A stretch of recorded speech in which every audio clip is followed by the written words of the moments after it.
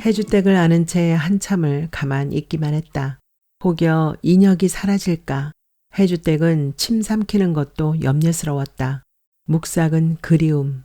그 마음 앞에서 쟁여두었던 앙탈은 별을 품은 눈처럼 녹아버렸다.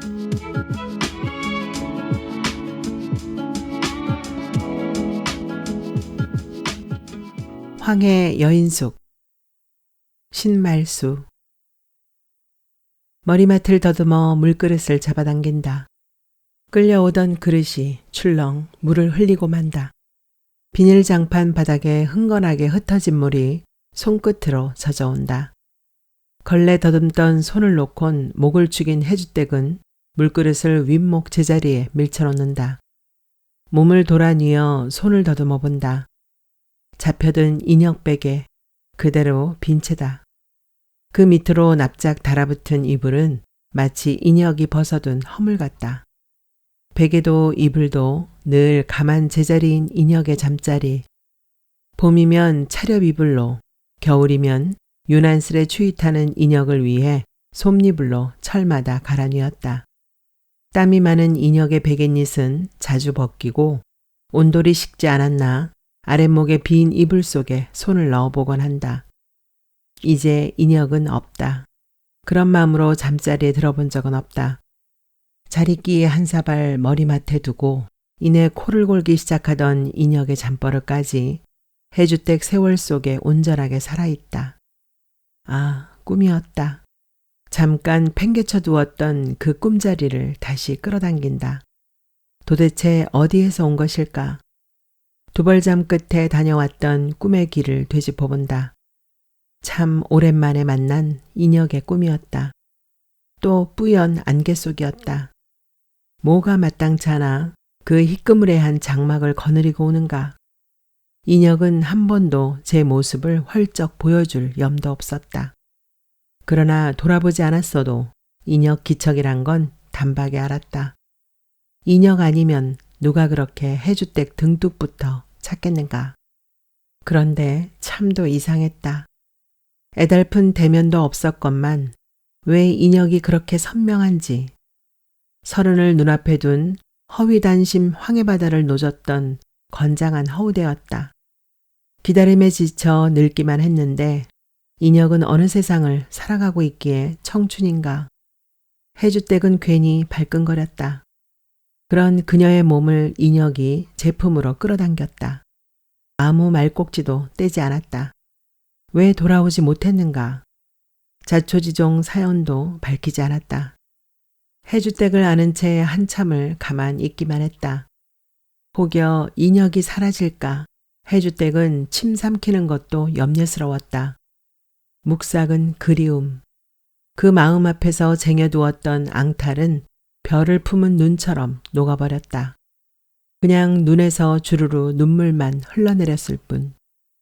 난데없이 닭이 요란하게 울기 시작한다.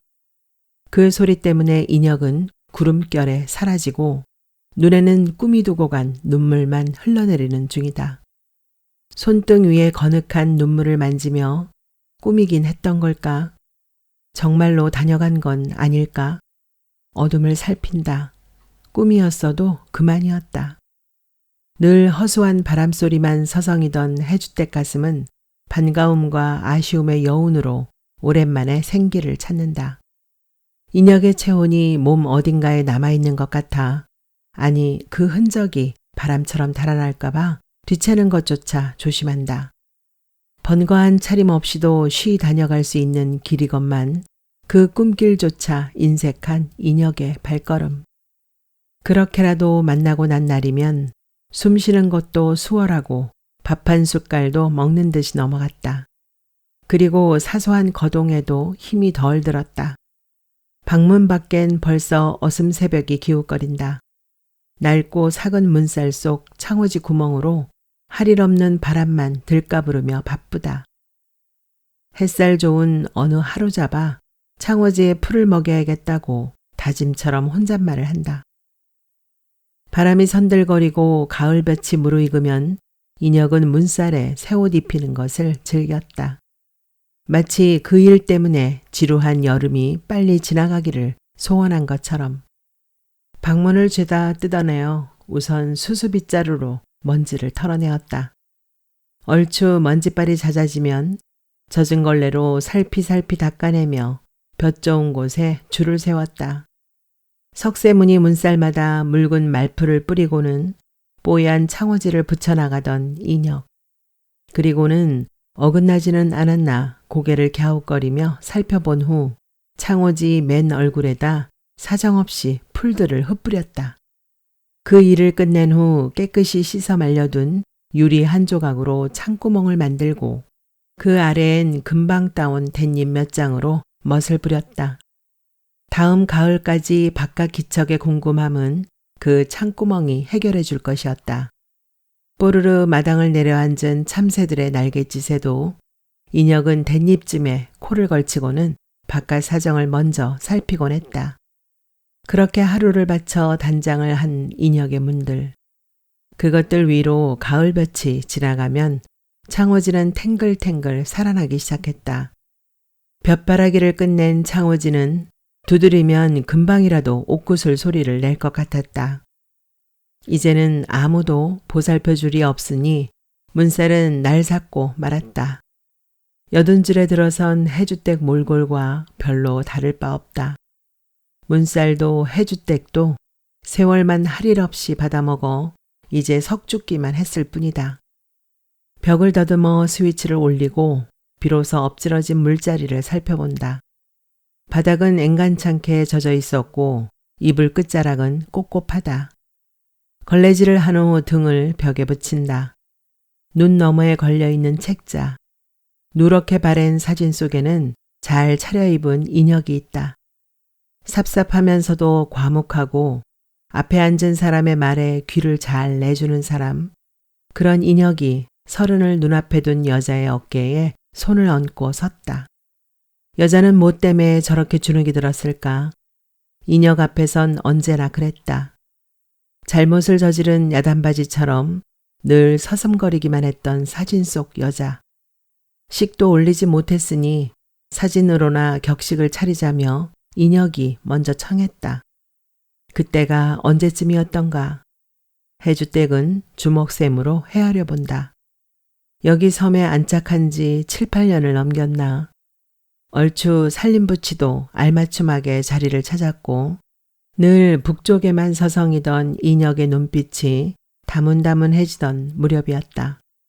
서너 달 만에 섬을 찾는 사진사 양반의 일정에 맞추었다. 5월을 지나던 때인가 보다.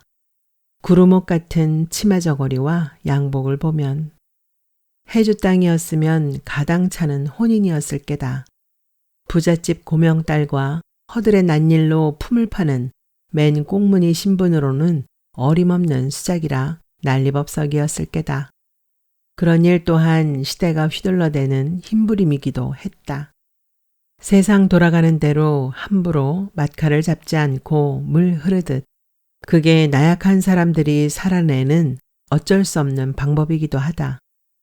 그랬어도 해주댁은 인혁과의 살림바라지에서 차츰 살속을 알아나갔다. 그렇게 사지를 걸어 부부임을 섬에 고하고 인혁은 마을 사람들과 석석이며 돌아갈 수 없다는 걸 점점 마음으로 받아들였다. 북쪽 대처에서 배를 타고 들어온 남박 사람에게 처음엔 선뜻 마음을 내놓지 않던 섬 사람들이었다. 행색에서 드러나는 신분을 보더라도 인혁과 해주댁은 남의 입살에 오르내리고도 남을 만했다. 그러나 인혁은 보태지도 덜어내지도 않고 사실대로 자신을 말했다. 정면 돌파였다. 그 진실은 동정을 받기도 위로를 받기도 했다. 마음 붙이고 살면 그곳이 고향이라는 말로 섬 사람들은 두 사람의 이웃이 되어갔다. 물론 인혁도 무던히 노력했다.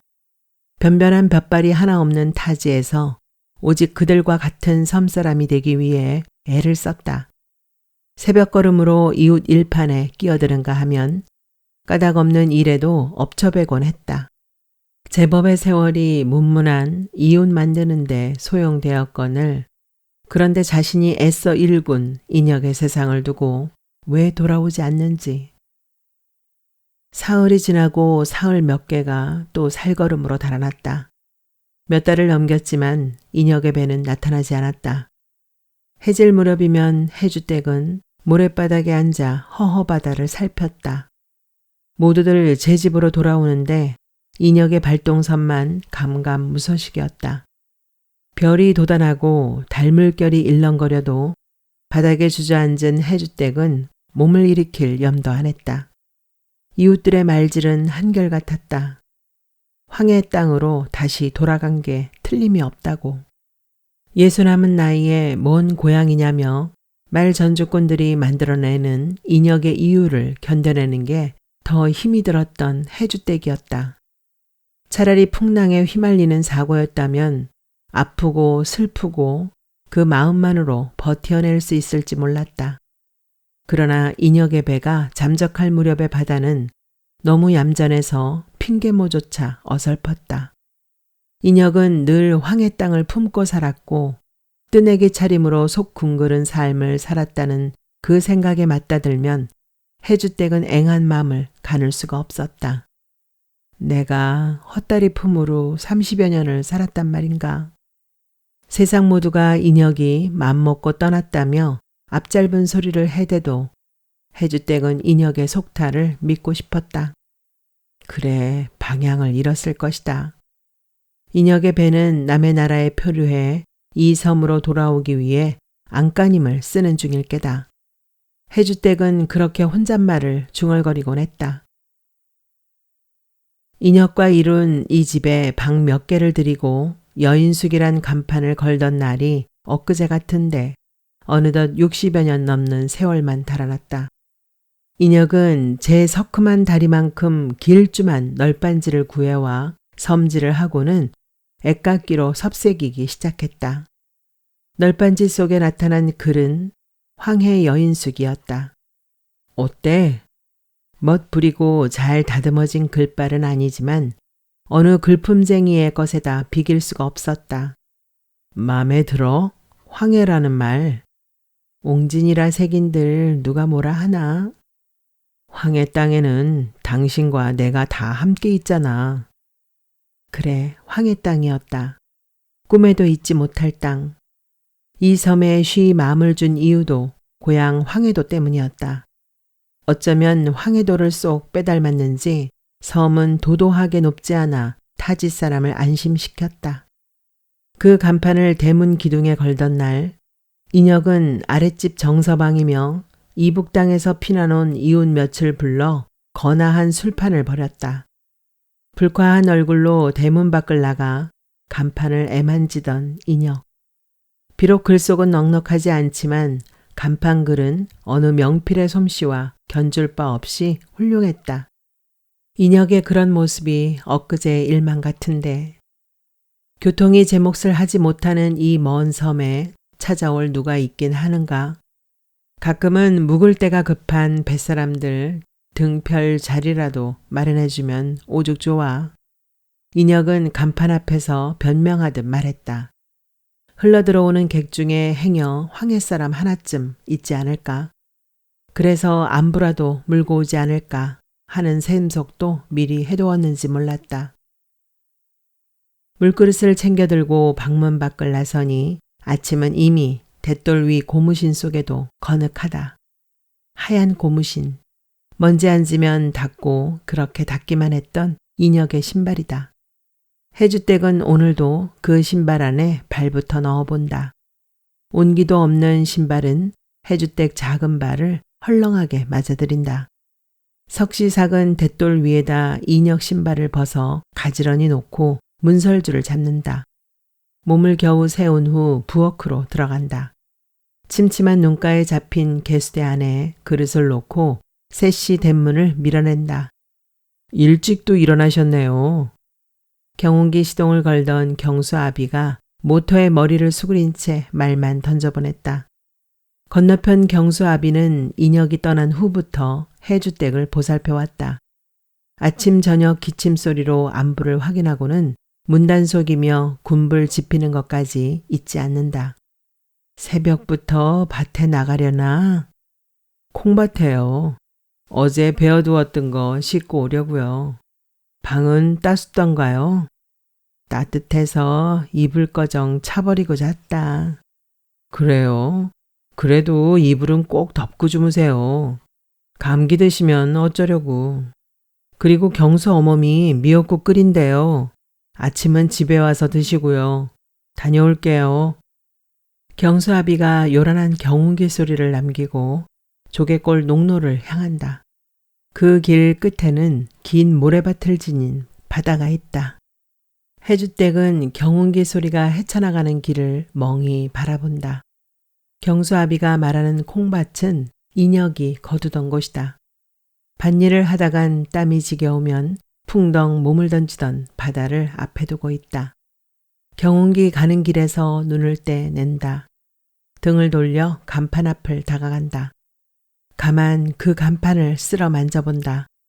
이 간판이 제법 일을 잘 해냈다. 기대와는 달리 적잖은 객들이 다녀갔다. 한철 고기잡이 어부며 가방 가득 책을 싸들고 온 고시생, 가출한 여학생, 그리고 바람난 젊은 것들의 도피처가 되기도 했다. 저마다의 고달픈 사연을 끌어안고 들어와 시간을 알아대는 그들에게 여인숙은 묵묵히 보듬어 주었다. 그들의 아픔에 함부로 관여하지 않았다. 마지막 도피처인 양 숨어 들어온 그 절박함을 허접스럽게 치부하지도 않았다. 남을 이해하고 위로해주는 인혁의 방법은 그냥 지켜봐주는 것이었다. 어떠한 경우에든 인혁은 그들 편이었다. 앓을 만큼 앓고 사랑할 만큼 사랑하고 하고팠던 일을 열심히 하고 나면 그들은 제 스스로 떠났다. 누가 뭐라 하지 않아도 때가 되면 짐을 챙겨 언제 그랬냐는 듯 툭툭 털며 제자리로 돌아가곤 했다. 시간이란 어느 약국의 처방보다 효험 있을 때가 많다. 인혁은 상처를 가진 사람들에게 시간을 마련해 주었고 시간은 어긋난 이치들을 제자리로 돌려놓곤 했다. 얼마나 많은 사람들이 이 방을 다녀갔던가. 따지고 보면 세상에 몹쓸 짓이라 손가락질할 일들은 없다. 그 가슴에 들어가 보지 않은 사람은 그 절박함을 이해하지 못하는 법이다. 방은, 이 여인숙 세계의 방은 사람보다 훨씬 나은 구실을 한 셈이다. 그런데 딱 한 사람, 목에 가시처럼 걸려있는 이름이 있다. 해결하지 못한 채 제 의지로 걸어나가지 못한 유일한 이름, 경조였다. 경조가 이곳을 찾아왔을 때는 겨울이 시작되려던 어스름 저녁이었다. 어떤 경로를 통해 섬에 들어왔는지 물어볼 수 없었다. 다른 객들처럼 문을 두드리거나 주인을 찾는 격식도 앞세우지 않았다. 여인숙 간판 옆에 스물은 훌쩍 넘겼음직한 청년이 초췌한 얼굴로 떨며 서 있었다. 물론 가방 같은 것도 없었다. 여인숙을 찾을 목적으로 온 사람도 아니었다. 그저 여인숙이란 간판을 만났고 지친 몸 잠시 누이고 싶은 절박함만 빈손에 숨기고 있을 뿐이었다. 온 몸에 냉기를 둘러쓴 그 아이가 황해 여인숙 간판 옆에 우두커니 서 있었다. 객의 연유는 묻지 않아도 그 행색이 일일이 대답하고 설명해 준다. 인혁은 얼른 그 청년을 구석진 방으로 안내했다. 숨을 곳이 필요하다는 간절한 사연이 젊은이의 깊고 휑한 눈빛에 숨어 있었다. 불안과 두려움이 엉겨있는 눈이었다. 구석진 방은 뒷문과 가깝다. 다급할 적이면 우선은 그 문을 이용할 수 있다. 잠시 위기를 넘길 수도 또 피할 수도 있는 비상구인 셈이다. 뒷문은 애소를 내립떠보듯 키 큰 갈참나무들이 우거져 있다. 그 봉화산과 수월한 길을 터놓고 있는 셈이다. 야트막하면서 깊은 산은 곤란한 몸을 잠시 숨겨줄 수도 있었다. 그 뒷방은 그런 사람들을 위해 유용할 참이었다. 경조는 그렇게 막다른 골목에 선 행색이었다. 주머니에 방값을 지닌 객이 아니라는 것도 알았다.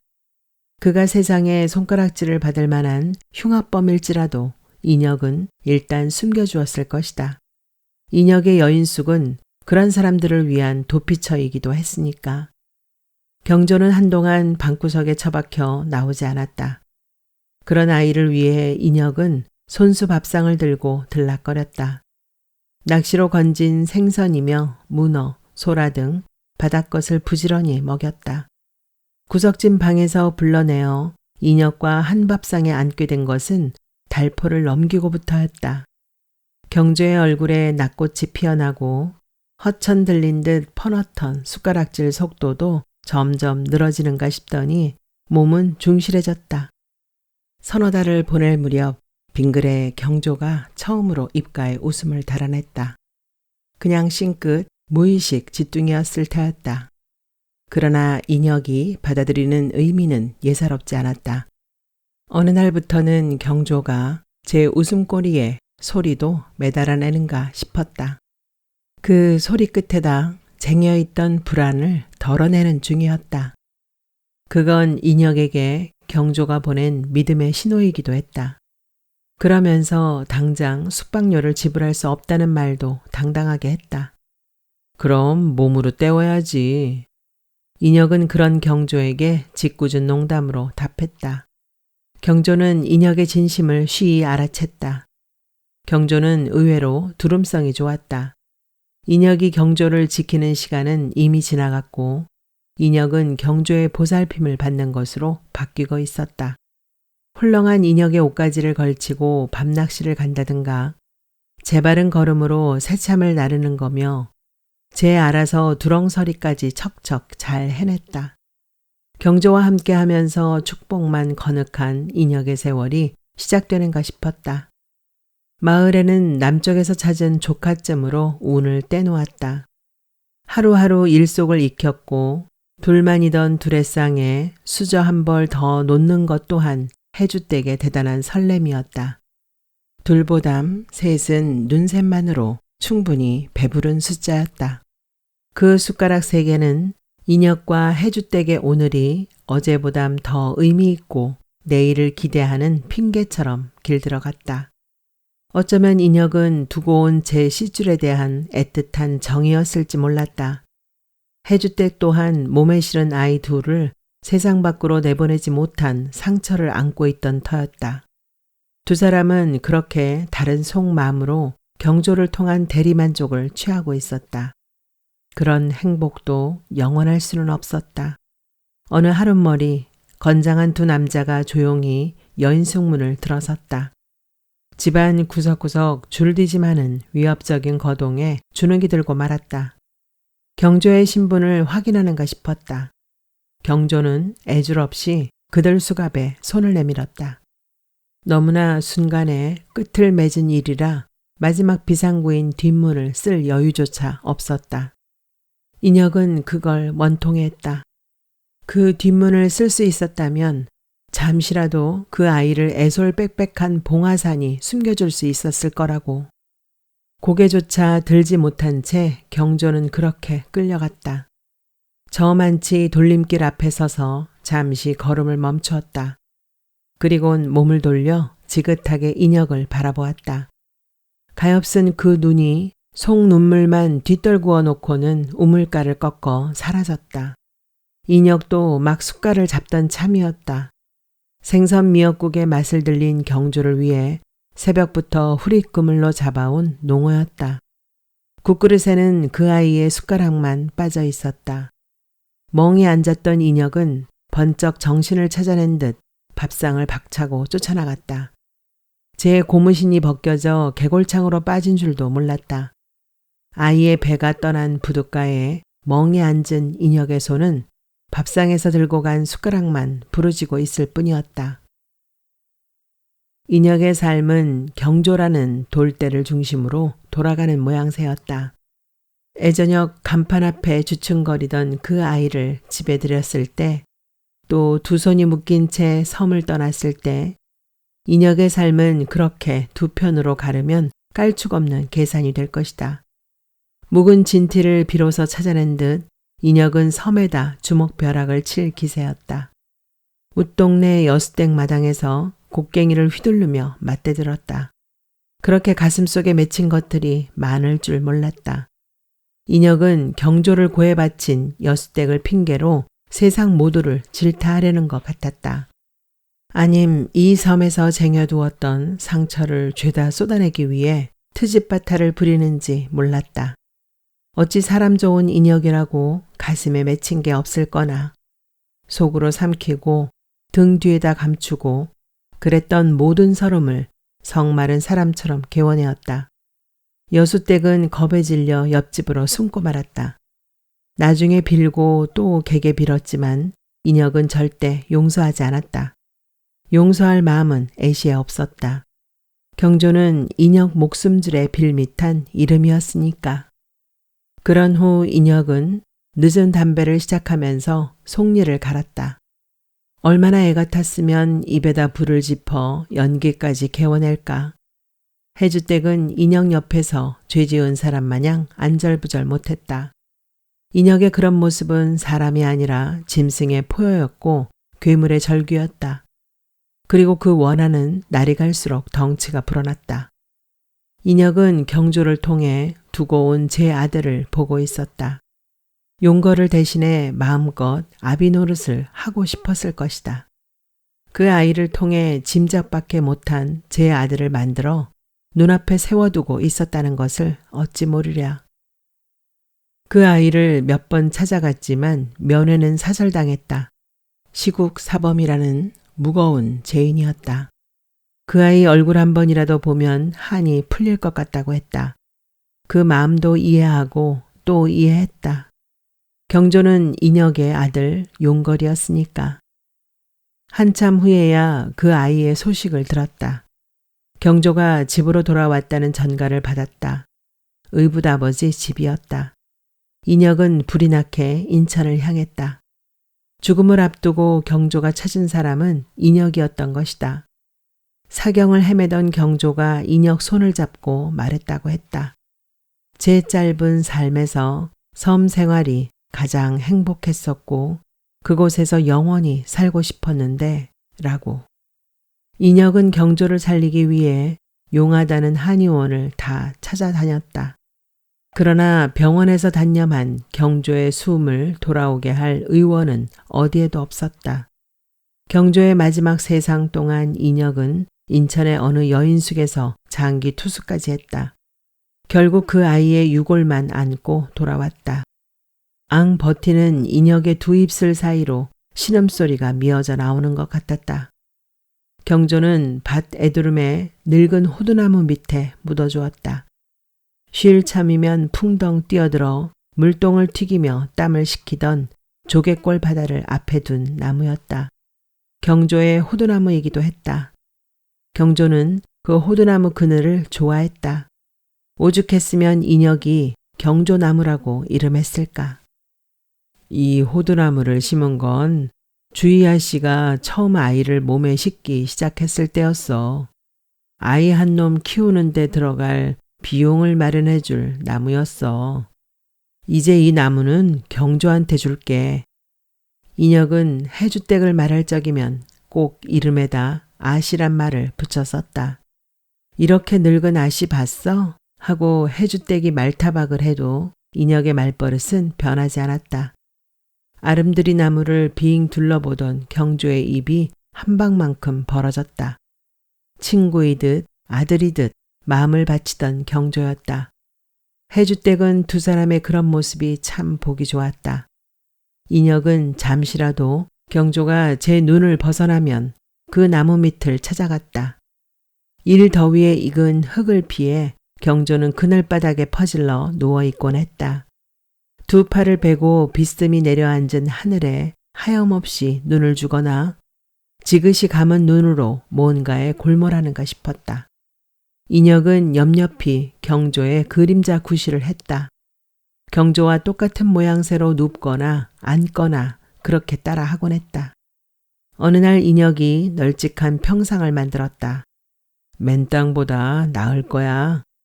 인혁은 이것 또한 경조 거라 말했다. 경조 부자네. 해주댁도 한 말 거들면 경조는 머리를 극적이며 부끄러운 웃음으로 고마워했다. 아담한 몸을 평상에다 부려놓고 경조는 제나무 그늘을 마음껏 누렸다. 인혁이 무트로 나가는 날에는 가끔 책 이름을 적어주거나 아니면 마른 커피 봉지도 주문했다. 커피 맛을 알게 된 것도 경조 때문이었다. 구석진 경조의 방에는 찌꺼기만 말라붙은 커피잔, 인혁이 부지런히 사다 입힌 옷들이 벽에 걸려 있었다. 주인 없는 옷들은 헛개비 입성처럼 허수룩했다. 인혁은 경조가 쓰던 모든 것은 손대지 않고 그대로 두었다. 경조를 묻고서도 돌아올 아이처럼 기다렸다. 경조는 호두나무 밑에서 영원한 잠을 청했고 그래서 돌아올 수 없음에도 인혁은 경조의 나무 밑에서 살다시피 했다. 가끔은 그 아래서 한대잠을 자기도 했다. 바닷일에서 돌아오거나 들일을 놓는 잠깐의 일참 때면 그 나무 밑을 찾았다. 평상에 올라 그 아이처럼 다리를 쭉 뻗어 비스듬한 하늘을 쳐다본다든가 땅바닥에 쭈그리고 앉아 나뭇가지로 뭔가를 쓰던 경조를 흉내내곤 했다. 해주댁은 경조가 땅바닥에 쭈그려 앉으면 힐끔힐끔 넘겨보았다. 뭘 쓰는 겔까? 썼다간 지우고 어떤 날엔 미처 지울 틈도 없이 인혁의 부름에 쫓아가고 난 후면 해주댁은 얼른 그 아이가 두고 간 비밀을 훔쳐보곤 했다. 흙 속에 그려놓은 희미한 글자는 언제나 같았다. 이연우. 얼마나 그리운 이름이었으면 땅바닥에 새기고 또 새길까. 경조는 잠시 잊었던 그리움을 일깨우던 모양이었다. 이제 그 그늘 밑에서 글을 쓰는 사람은 인혁이었다. 눈에 밟혀 도저히 견딜 수 없다는 아이 경조일까? 먼 발치기의 글을 바라보았다. 그러나 인혁의 글자는 훔쳐볼 수 없었다. 두려움이 막아섰기 때문이었다. 인혁의 그리움의 정체 앞에서는 눈과 귀, 가슴까지 다 틀어막고 싶었다. 인혁이 숨겨둔 모든 건 해주댁 비닐한 가슴 구석을 핥히며 달아나는 상흔이었다. 인혁이 변하기 시작한 건 경조의 유구를 수습하여 손수 땅에 묻은 후부터였다. 사람이 저렇게 달라질 수 있을까 싶었다. 지금까지 살아온 인혁의 모습은 아니었다. 입 고프지도 않는지 말 한마디 없이 종이를 보냈고 앙 버티는 그 속내평을 짐작할 엄두도 나지 않았다. 사람이 아니었다. 헛개비였다. 먼 바다에서 거센 바람이라도 불어온다면 인혁 몸뚱이도 그 바람에 날려 멀리 멀리 날아갈 것만 같이 허수했다. 멀리 멀리. 해주댁은 제가 끌어온 그 말 앞에 움찔 놀란 가슴이 되고 만다. 멀리 멀리. 마음속 그 거리쯤에 존재하는 인혁의 그리움이 있을 거라는 짐작 때문이다. 인혁의 멀리 멀리 그곳에 있을 복순이. 한 번도 남을 미워해 본 적이 없을 것 같은 그녀의 선량한 눈빛이 떠올랐다. 복순이의 등에 붙은 미랄진 용골의 눈도 그러했으리라. 어떻게 잊을 수 있을까? 그쯤의 생각에 미치면 해주댁은 남의 인생을 도둑질해 제 것으로 만들었다는 미안함, 그녀의 삶은 복순이에게 진 빚이었다. 인혁은 한 번이라도 헤아려나 보았을까? 복순이에게 늘 채무자로 살아가고 있는 해주댁 마음을. 인혁은 본시 옹진 사람이었다. 해주 부잣집 중서 씨와 인혁 아버지 성곡 씨는 각별한 사이였다. 성곡 씨는 늘 야심한 밤을 틈타 숨어들었다간 그 밤에 다시 만주로 떠나곤 했다. 성곡 씨가 객지에서 상을 당하자 중서 씨는 인혁을 집으로 데리고 왔다. 그때 나이 7살이었고 인혁이 온 다음 해에 해주댁이 세상에 태어났다. 인혁은 해주댁 어린 날에 살가운 오빠였다. 인혁 또래인 친오빠보다 해주댁은 인혁을 더 잘 따랐다. 그 등에 엎여 잠이 들거나 그의 무릎에 앉아 밥을 먹거나 그렇게 어린 날을 보냈다. 소학교를 졸업하고 진학을 권했지만 인혁은 극구 사양하며 제 분수를 지키려 했다. 중서시댁 그 많은 토지와 일꾼들을 관리했고 눈에 거슬리는 일 없는 인혁에 대한 신임은 두터웠다. 이웃한 착한 복순이와 연을 맺어 논 면마지기와 함께 살림을 내보냈다. 그랬어도 인혁은 중서댁 살림에 소홀함이 없었다. 해방이 되고 난 몇 해 후 지주의 몰락을 예견한 중서 씨는 서울에 유학 중인 오라비에게 해주댁을 보내기 위해 인혁을 불렀다. 인혁의 식솔까지 함께 가기 위한 배를 마련했다. 그러나 복순이는 용걸과 함께 기다리겠다고 했다. 결국 인혁은 해주댁을 데려다주고 돌아온다는 계획으로 바꾸었다. 발동선을 마련하고 인혁은 기계 다루는 법도 열심히 배웠다. 중서 씨는 돈이 될 만한 모든 것을 그 배에 실었다. 서울에는 올케와 공부 중인 오빠가 해주댁을 기다릴 참이었다. 그리고 마땅한 날을 받아 남쪽으로 향했다. 항해가 순조로웠다면 해주댁을 남쪽에 풀어놓고 인혁은 돌아가야만 했다. 돌아가 중서 씨 곁에서 복순이와 용거를 위한 삶을 살아야 했을 것이다. 그러나 모든 건 맘먹은 대로 잘 되지 않았다. 표류하던 배는 이섬을 만났고 귀향을 시도했지만 번번이 되돌아오고 말았다. 해안은 점점 삼엄해지고 또 사변까지 만났다. 그가 돌아오는 것을 본 후 해주댁은 그를 두고 서울로 돌아갈 수가 없었다. 감히 네가 주제꼴도 잊었느냐? 피부지처럼 지냈지만 오빠의 노한 목소리가 인혁을 후려칠 건 분명했다. 인혁은 서울을 재촉했지만 해주댁은 인혁을 버릴 수가 없었다. 돌아갈 수 없는, 그래서 어디 맘 줄 만한 일가부치도 없는 인혁이었다. 보름도에 주저앉은 이유가 그게 전부였다. 그렇게 살았다. 아씨의 지아비가 되었고 아씨는 인혁의 지어미가 되고 말았다. 두 사람은 약속이라도 한 듯 지난 일은 함구했다.